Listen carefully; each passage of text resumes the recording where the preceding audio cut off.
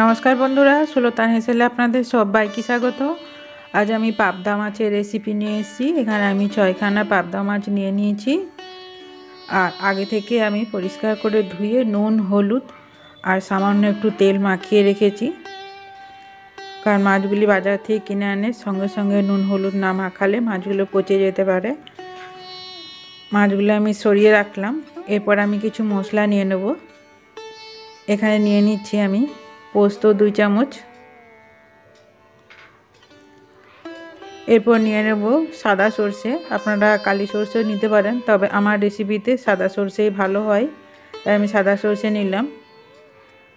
এরপর দিয়ে নিচ্ছি 3টা কাঁচা লঙ্কা।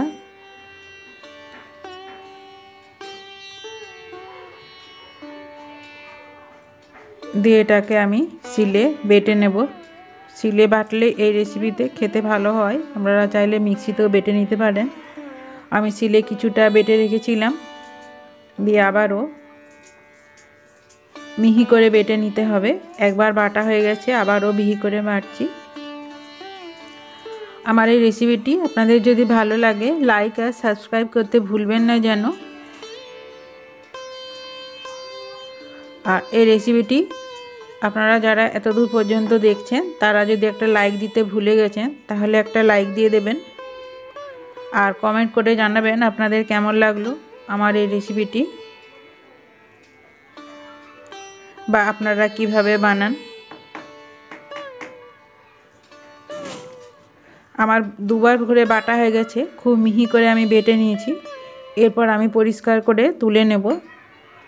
সর্ষে আর পোস্ত আছে, পোস্ত তো জানেন অনেক দাম, তাই একটু পোস্ত নষ্ট করা উচিত নয়। তাই আমি শিলকে ধুয়ে দিয়ে ভালো করে আমি পরিষ্কার করে তুলে নেব। আর এই শিল ধোয়া জলে নাকি টেস্ট বাড়ে, তাই ধুয়ে ধুয়ে আমি তুলে নিচ্ছি। সব তোলা হয়ে গেছে, আর জলটা রেখে দিলাম। এবার শিলটা ভালো করে একটু পরিষ্কার করে নিই, না হলে আবার শুকনো হয়ে গেলে শিলটা পরিষ্কার করতে খুব অসুবিধা হয়। শিলটাকে আমি ধুয়ে একদিকে হেলিয়ে দিই, জলটাও ঝরে যাবে।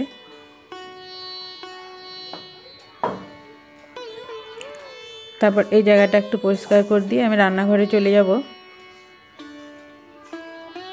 আমার এই রেসিপিটি আপনাদের ধৈর্য ধরে দেখার জন্য আপনি অসংখ্য ধন্যবাদ। আপনারা এইভাবে আমার পাশে থাকবেন। এই যে মাছগুলো আমি কড়াই তেল গরম করতে দিয়েছিলাম, সর্ষের তেল দিয়েছি, অবশ্যই সর্ষের তেলে করব। আর এরপরে মাছগুলো আমি একটু ভেজে নেব। কড়াইটা প্রথমে ভালো করে গরম করে নিতে হবে, না হলে মাছগুলো চিটে যাবে কড়াতে।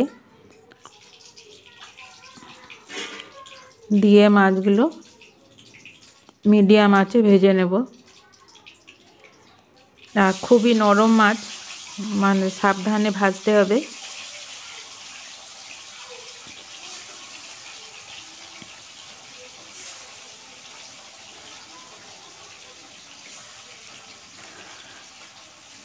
আমি পাবদা মাছের অন্যরকম রেসিপি আমার চ্যানেলে রয়েছে, আপনারা যদি পছন্দ করেন তাহলে দেখে নিতে পারেন। মাছগুলো আমার একদিকটা ভাজা হচ্ছে। এরপর 2টো খুন্তির সাহায্যে ধীরে ধীরে আমি মাছগুলোকে উল্টে নেব। এই যে দেখুন, আপনাদের প্রমাণ দেখাচ্ছি। এই কড়ার উপরটায় তেল ছিল না, তাই মাছটা কেমন এই যে চিটে গেছিলো কড়াতে। দেখুন, আমি এই মাত্র আপনাদের বললাম যে মাছ চিটে যাবে যদি ভালো করে কড়া গরম না হয়। ওপরটা আমার ভালো গরম হয়নি। আর এই যে দেখুন, মাছটা আমি ধীরে ধীরে উল্টে দিচ্ছি। এতই নরম মাছ, খুব সাবধানে ধীরে ধীরে উল্টাতে হবে। যে দিকটায় তেল লাগবে না সেই দিকটায় মাছটা চিটে যে এই অবস্থা হবে। যাই হোক, এদিকের মাছগুলো আমার একটা পিঠ ভালো করে ভাজা হয়ে গেছে, আবার একটা পিঠ খুব সাবধানে উল্টে ভেজে নেব।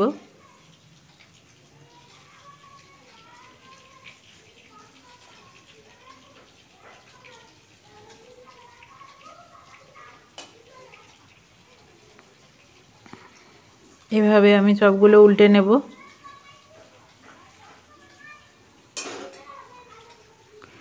কড়াটা একটু তুলে এদিকটা আমি ঘুরিয়ে একটু ভেজে নেব।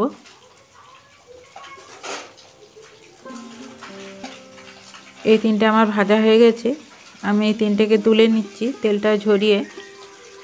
আর একটা টিস্যু পেপার না থাকলে এরকম যে খাতাতে লেখা হয় সেই সাদা খাতার উপরে তুলে নিলেও তেলটা শুষে নেয় অতিরিক্ত তেলটা। এরপর এখানে যে অতিরিক্ত তেলটা থাকবে সেটা আমি একটা কাপে তুলে নিচ্ছি। এতটা তেলে মাছটা রান্না করব না। এখন অতিরিক্ত তেল খাওয়া তো জানেন স্বাস্থ্যের পক্ষে খুবই খারাপ, হার্ট ব্লক হতে পারে, তাই এখন থেকে তেল কম খাওয়া অভ্যাস করতে হবে। আর এখানে আমি দিয়ে দিলাম কালো জিরে 1 চামচ ছোটো চামচের। এরপর 2টো টমেটোকে আমি কুচিয়ে নিয়েছি, দিয়ে টমেটোটাকে আমি দিয়ে দিলাম।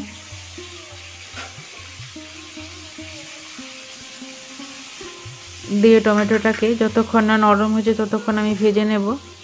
এরপর আমি নুন দিয়ে দিচ্ছি যাতে টমেটোটা গলে যায়। আবার দিয়ে দিলাম হলুদ কালারের জন্য। আর মাছে একটু হলুদ দিতে হয়, নাহলে আঁশটে গন্ধটা ছাড়ে। একটু বেশি করে হলুদ দিলে আঁশটে গন্ধটা ছাড়বে না। আর এই মাছে ম্যারিনেটের সময় তো লেবু দেওয়া যায় না, কারণ এমনিতেই মাছটা নরম। দেখুন আমার টমেটোটা নরম হয়ে গেছে। এরপর আমি 1/2 চামচ জিরে দিয়ে দিলাম, যেহেতু আমি জিরেটা বাটিনি, না হলে সর্ষে জিরে পোস্ত বেটে নিই। এবারে পোস্ত আর সর্ষেটা বেশি আছে তাই আমি জিরে গুঁড়ো দিয়ে দিলাম। আর বেটে রাখা শিলে যে মশলাটা বেটেছিলাম সেটা দিয়ে দিলাম। প্লেটটা ধুয়ে একটু জল দিয়ে দিলাম, দিয়ে একটু ভালো করে মশলাটা কষিয়ে নেব। যতক্ষণ না মশলা থেকে তেল ছাড়ছে ততক্ষণ মশলাটা আমি কষতে থাকবো।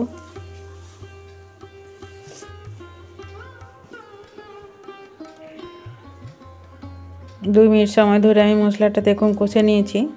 এরপর জল দিয়ে দিচ্ছি।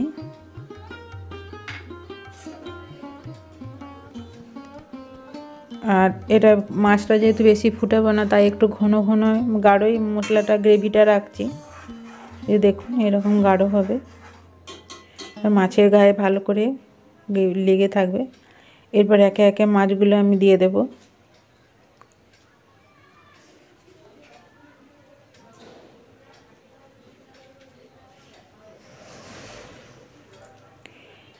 এরপর আর খুন্তি দিয়ে নাড়া চলবে না, নাড়লে ভেঙে যাবে। তাই এভাবে একটা সাঁড়াশি করে ধরে মাছগুলোকে নেড়ে নেড়ে মশলার মধ্যে ঢুকিয়ে দিতে হবে, মিশিয়ে দিতে হবে যাতে তলায় ধরে না যায়। আর এই সময় গ্যাসের আঁচটাকে একদম মিডিয়ামে রাখতে হবে।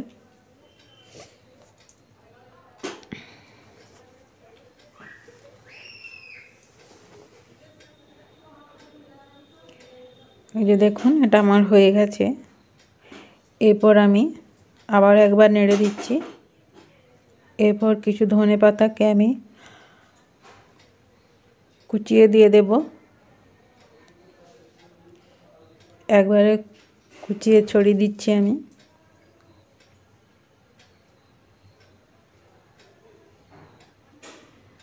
একটু বড় বড় থাকলেও অসুবিধা নেই, তবে যতটা সম্ভব কুচি করে দিলেই ভালো হয়।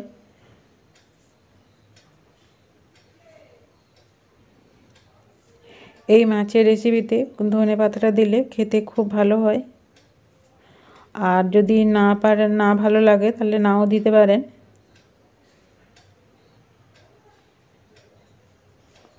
দিয়ে আবারও আমি সাঁড়াশি করে ধরে একটু ঝাঁকিয়ে দিলাম যাতে ধনেপাতাটা গ্রেভির সাথে মিশে যায়। এটা আমার হয়ে গেছে, এরপর আমি নামিয়ে নেব।